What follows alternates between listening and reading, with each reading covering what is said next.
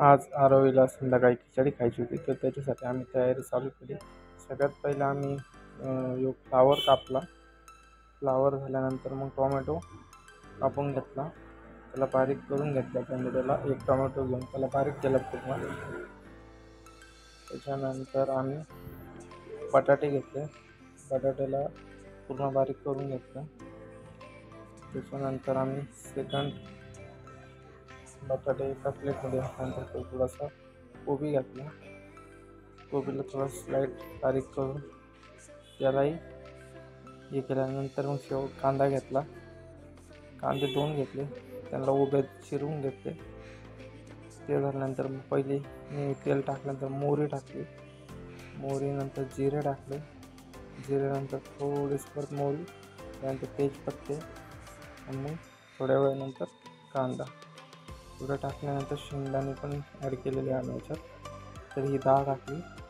त्यानंतर ही स्पेशली आम्ही मिरची, आलं, लसूण कुटून बारीक करून त्याची पेस्ट याच्यात टाकली.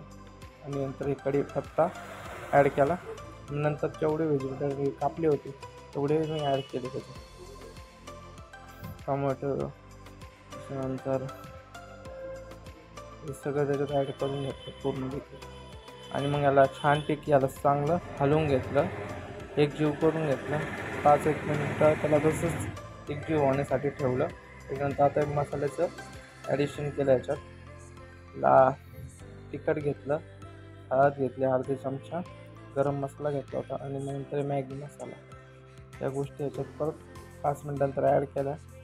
आणि मग याच्यात मीठ घातलं चवीनुसार. हलवून घेतलं, 5 मिनिटाला ठेवलं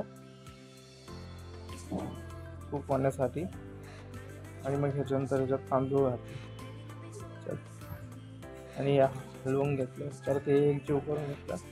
फायनली याच्यात आम्ही आता पाणी घातलं. पाणी घातल्यानंतर याच्यात एकदा हलवून घेतलं चांगल्यापैकी. शेवटी कोथिंबीर वरतून आणि कुकरचं झाकण बंद.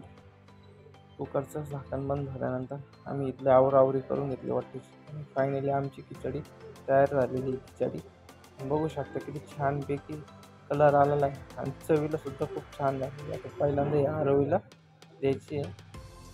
डिशमध्ये भरली. तर आरोही इकडं घेऊन चाललो आहे आम्ही खिचडी. आरोही इथं जेवायलाच बसले बघा. आरोही पहिला घास आरोहीला